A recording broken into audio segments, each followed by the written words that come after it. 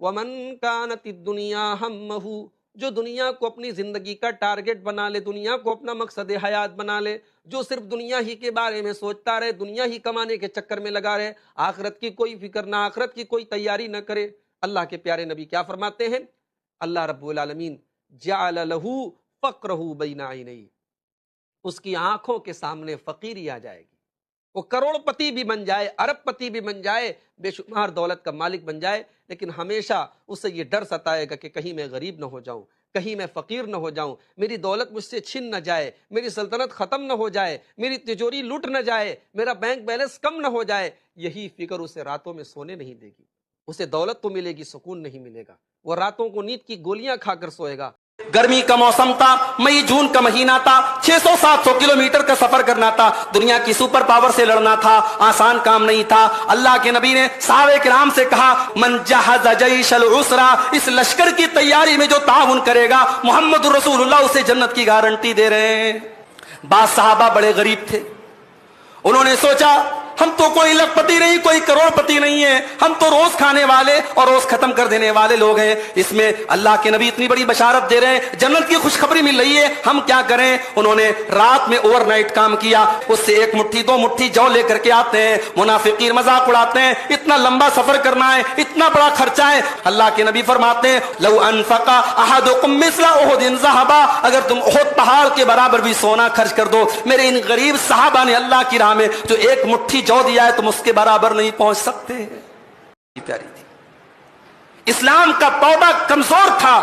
نبی کے صحابہ کے ذریعے اللہ تبارک و تعالیٰ نے اس پودے کو مضبوط بنایا اور اپنے تنے پر وہ پودا کھڑا ہو گیا، اور جب وہ مضبوط تنا بن کر کے کھڑا ہوا تو کسان جو تھا اس پودے کو لگانے والا یعنی جناب محمد رسول اللہ صلی اللہ علیہ وسلم وہ خوش ہو رہے ہیں، اور کون غصہ ہو رہا ہے؟ کس کا دماغ خراب ہو رہا ہے؟ لیغیظ بہم الکفار، جو کافر ہیں ان کو غصہ آ رہا ہے۔ امام مالک رحمۃ اللہ علیہ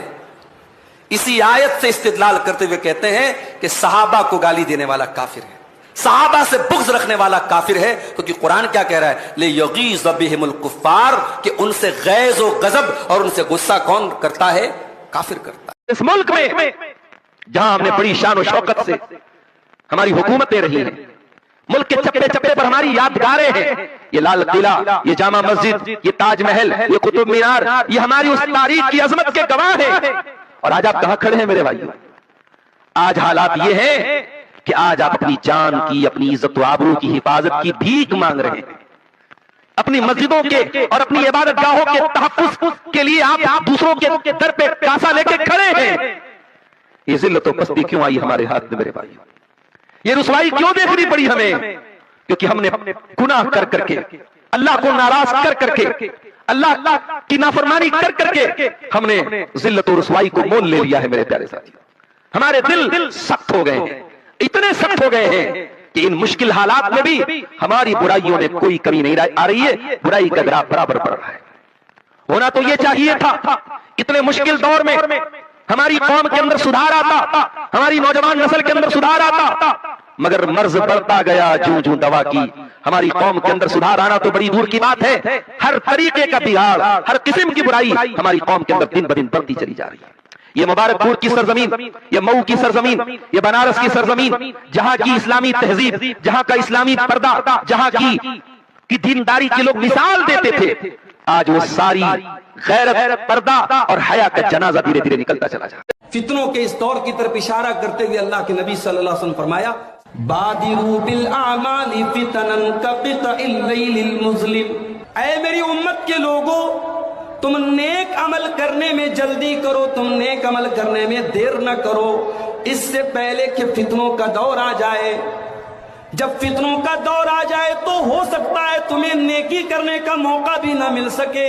تم نیکی کرنا چاہو اور تم نیکی نہ کر سکو۔ بادروا بالاعمال فتنا كقطع الليل المظلم، جیسے اندھیری رات میں آسمان میں صرف اندھیرے ہی اندھیرے نظر آتے ہیں، اے میرے صحابہ، اے میری امت کے لوگوں، اس قدر فتنوں کا دور آئے گا کہ فتنوں کے اندھیرے میں تمہیں ایمان کی روشنی نظر نہیں آئے گی۔ فتنوں کے اس دور کی طرف اشارہ کرتے ہوئے اللہ کے نبی صلی اللہ علیہ وسلم فرمایا بادروا بالاعمال فتنا كقطع الليل المظلم، اے میری امت کے لوگوں، تم نیک عمل کرنے میں جلدی کرو، تم نیک عمل کرنے میں دیر نہ کرو۔